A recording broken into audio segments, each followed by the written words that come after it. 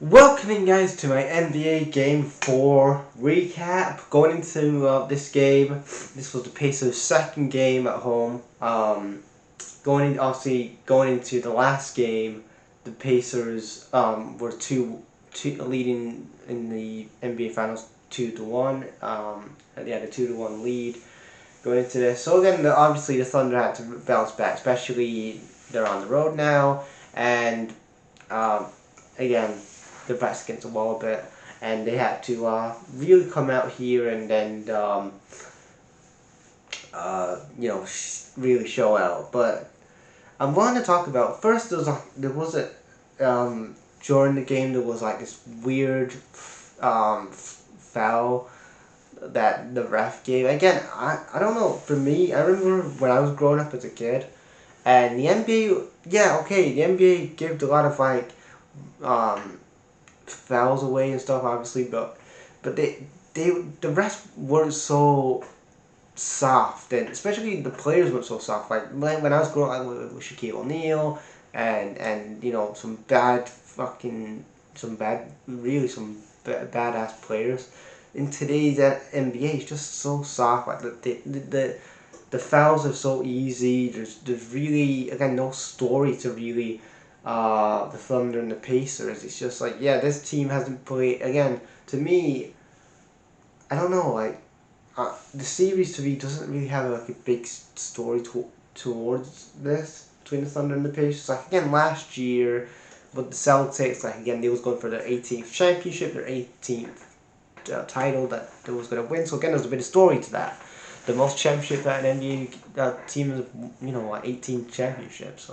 They was going for their 18th title last year. So going into this NBA final, you're like, what's the story behind this? Like again, the Pacers, Thunder, the first seed, the first overall seed in the playoffs, and the fourth overall seed in the playoffs. It's like, yeah, I don't know. I just feel like, and then when you have the NBA, I know this has been going on for a while, but you have the NBA very soft fouls. We had a couple of that in this game, and then we started off really the first quarter of the game. It was 4-6, 2-pointer advantage to the Pacers, and then Holmgren made it 10-13, and again a great 3-pointer to make it 12-20. Then Caruso with a great comeback, a great 3-point comeback here from Alex Caruso to make it 15-20, and then we go down here to later on, like it was 26-27, and then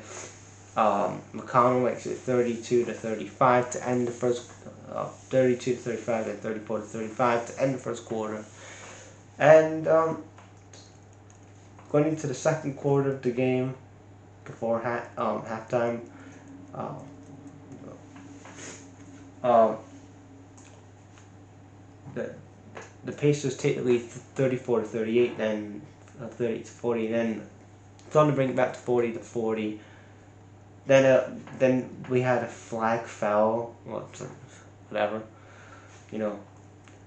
And then we end the second half. Going into the second half, it was only like a 3-point game, 57-60. So again, not a bad first half. And going into the second half, really, you could see that again, Thunder trying to come back into the game here when it was a good 3-pointer from the Pacers, make 62-68, and obviously 64-71, and then late in the third, you could see that the Thunder were trying to get. That was when the comeback was really coming together.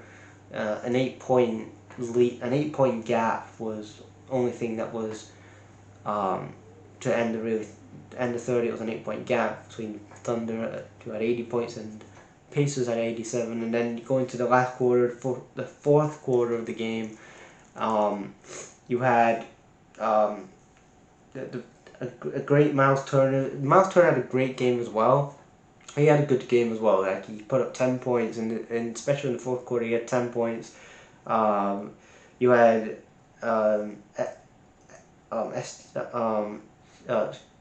STJ. STJ had 22 points. He had no assist in this game. First time that an NBA player has in the NBA Finals that I saw online was that they put up 22 points in a game and they didn't have an assist since like the late great Jerry West. So it's crazy, but yeah, RIP to Jerry West as well. But yeah, GT put up 22 points. Again, no assist, but he had a really good showing up 22 points, and then Miles Turner with 10 points. Caruso off the bench was a really big impact for the Thunder, especially with his numbers. 20 off the bench he had 20 points, 7 out of 9 fouls, and again Caruso he became like the first, and this was the first time that this was the first time that Caruso this season has put in 2 games in the last 2 games, game 3 and 4, that he's put up 20 points in each game. He hasn't done that in the regular season. He hasn't done that in the regular season at all this season.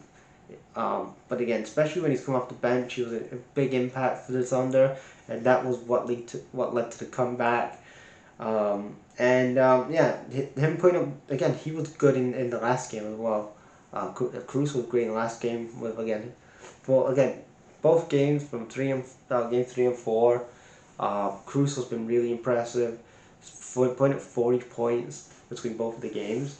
And again, like I saw that for the first time ever in NBA history that a player has put up 20 points in a game in 2 NBA games, but hasn't done that that's the first time that Caruso has put up 20 points back to back in an NBA final and not done that in the regular season. So, but yeah, overall, it wasn't a bad game. The Thunder get the win here, 111 to 104, and yeah, we got game. I know I said the Thunder would win in game 5, but I don't know, man. But I'm still sticking with the Thunder to win. I still want the Thunder to win. May not be game 5 now, but yeah, they're winning, baby. And I'm going for the Thunder for the win. So leave your guys' thoughts in the comments.